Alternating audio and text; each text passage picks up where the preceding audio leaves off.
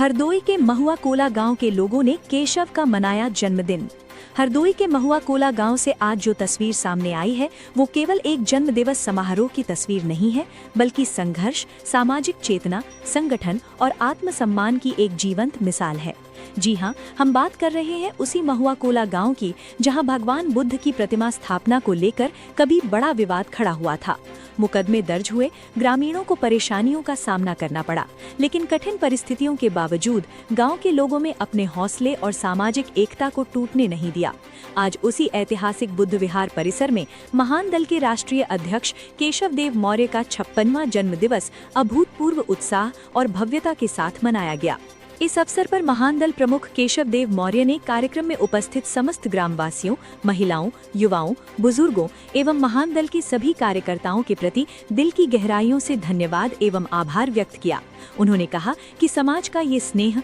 विश्वास और सम्मान उन्हें सामाजिक न्याय, संगठन और समाज के अधिकारों की लड़ाई को और अधिक मजबूती के साथ आगे बढ़ाने की प्रेरणा देता है।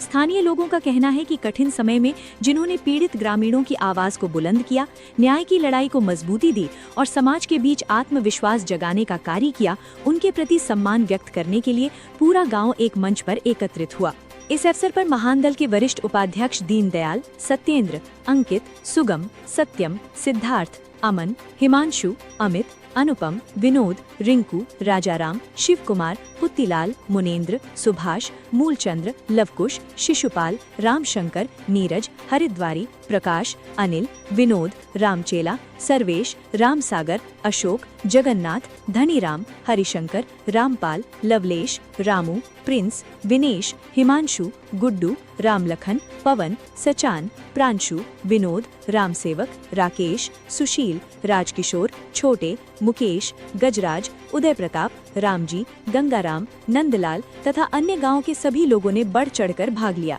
सबसे महत्वपूर्ण बात ये रही कि जिस स्थान को लेकर कभी विवादों की चर्चा होती थी, वहीं आज सामाजिक समरसता, संगठन की शक्ति और जागरूकता का एक प्रेरणादायक दृश्य देखने को मिला।